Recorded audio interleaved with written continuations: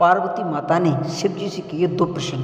पहला प्रश्न, भाई का हक मारने वाला सुखी रहता है या फिर दुखी। और नंबर 2, कर्मों का फल कैसे भोगना पड़ता है। तो देखिए दोस्तों, एक बार भगवान शिव कैलाश पर्वत पर बैठे हुए थे तो भगवान शिव से मिलने के लिए माता पार्वती प्रस्थान करती हैं। जब रास्ते में जा रही होती हैं तो उनकी निगाह मृत्यु लोक में दो सगे भाइयों पर पड़ती है, जो कि एक भाई दूसरे भाई की बेईमानी करने में लगा हुआ था। तो दोस्तों, माता पार्वती के मन में ये विचार आता है कि आखिर भाई भाई की पीछे क्यों पड़ा है, अपने ही भाई की जान क्यों दुश्मन ले रहा है।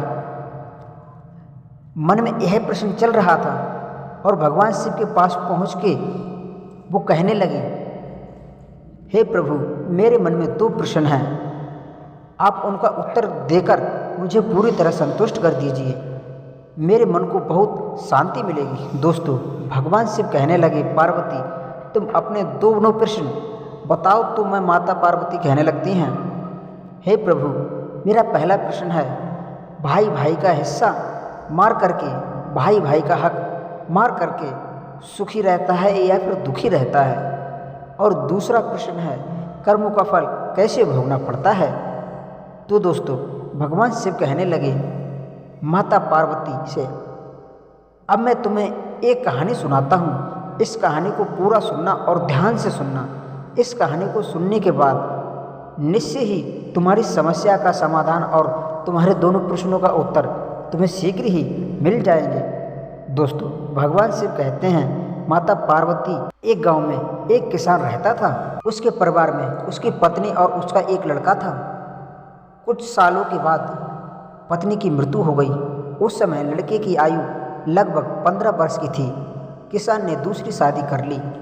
उस दूसरी पत्नी से भी किसान को एक पुत्र प्राप्त हुआ। अब किसान की दूसरी पत्नी भी कुछ समय बाद मर जाती है। तो दोस्तों, भगवान शिव कहते हैं माता पार्वती से, किसान का बड़ा बेटा जो पहली पत्नी से प्राप्त हुआ था, जब वो शादी योग्य हो जाता है तो किसान ने बड़े बेटे की शादी कर दी। फिर किसान की भी कुछ समय बाद मृत्यु हो गई। दोस्तों, भगवान शिव कहते हैं माता पार्वती से, किसान का छोटा बेटा और बड़ा बेटा जब दोनों साथ साथ रहते हैं, अब कुछ समय के बाद क्या होता है कि किसान के छोटे लड़के की तबीयत खराब हो जाती है। तो बड़ा भाई जो सगा था, एक वैद्य के पास लेकर के जाता है और उसका इलाज करवाता है, लेकिन छोटे भाई का किसी भी प्रकार की राहत नहीं मिली और उसकी तबीयत दिन पे दिन बिगड़ती ही जा रही थी।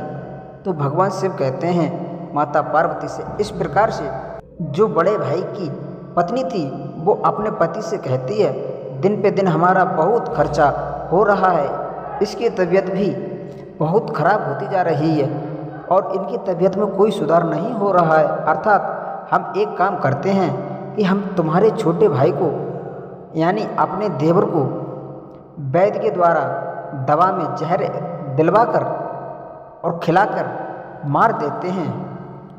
ये सोचेंगे कि यह बीमारी के कारण से मर गया। इस प्रकार से बड़े भाई ने अपनी पत्नी की बात मान कर के वैद्य के साथ में सौदा कर लिया और उसने वैद्य के द्वारा अपने भाई के लिए जहर दिलवाकर और उसकी मृत्यु कर दी। अब दोनों पति पत्नी बहुत ज़्यादा ही प्रसन्न थे, क्योंकि उनके लिए उनके छोटे भाई की सारी संपत्ति उनके लिए मिल चुकी थी। बहुत ही खुशी से दोनों अपना जीवन व्यतीत कर रहे थे।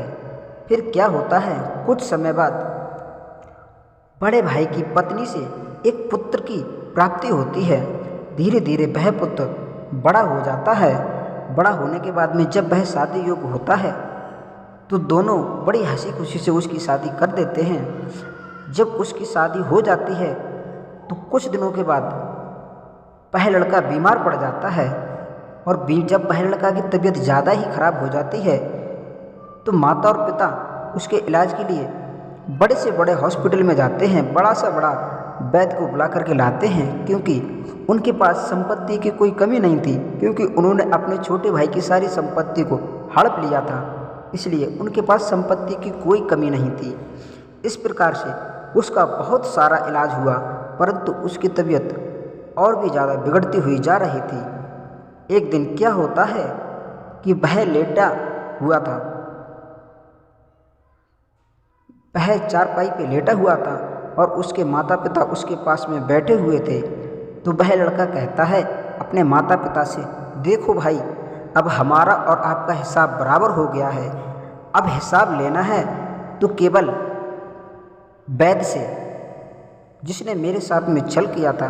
यह बात सुन करके उसके माता पिता चौंक जाते हैं और कहने लगते हैं, बेटा, मैं आपका पिता हूँ और ये आपकी माता हैं। तुम क्या बोल रहे हो?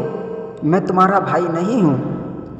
तब वह लड़का कहता है, हाँ, मुझे पता है तुम मेरे माता पिता हो, लेकिन पूर्व जन्म में मैं तुम्हारा भाई था जो तुमने वैद्य के साथ में मिलकर के जहर दिलवाकर मेरी हत्या कर दी थी। मैंने तुम्हारे बेटे के रूप में जन्म लिया। मेरे इलाज में आधी संपत्ति बेच चुकी है और मेरा हिसाब बराबर हो चुका है।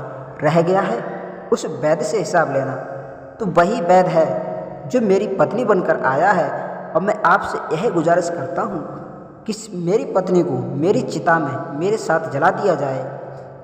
इस प्रकार की बातें सुनकर दोनों लोग चौंक जाते हैं और जब कफन का और सब चीज़ का इंतज़ाम हो जाता है तो उसकी पत्नी को, जो कि उस लड़के की पत्नी थी जो पूर्व जन्म में वैद्य थी, वही उसकी पत्नी बनी आकर के उसको उसके साथ में जला दिया जाता है। इस प्रकार से उसका अंत हो जाता है और कर्मों का फल भी मिल जाता है। मित्रों, आपसे इस कहानी से कुछ ना कुछ अवश्य सीखा होगा। अगर आपने इस कहानी से कुछ भी सीखा है तो आपसे मैं निवेदन करता हूँ कि इस वीडियो को लाइक कर दें और चैनल की सब्सक्राइब कर दें और अपने दोस्तों तक अवश्य शेयर करें और कमेंट में लिखते हैं, जय श्री कृष्णा, जय श्री राधे।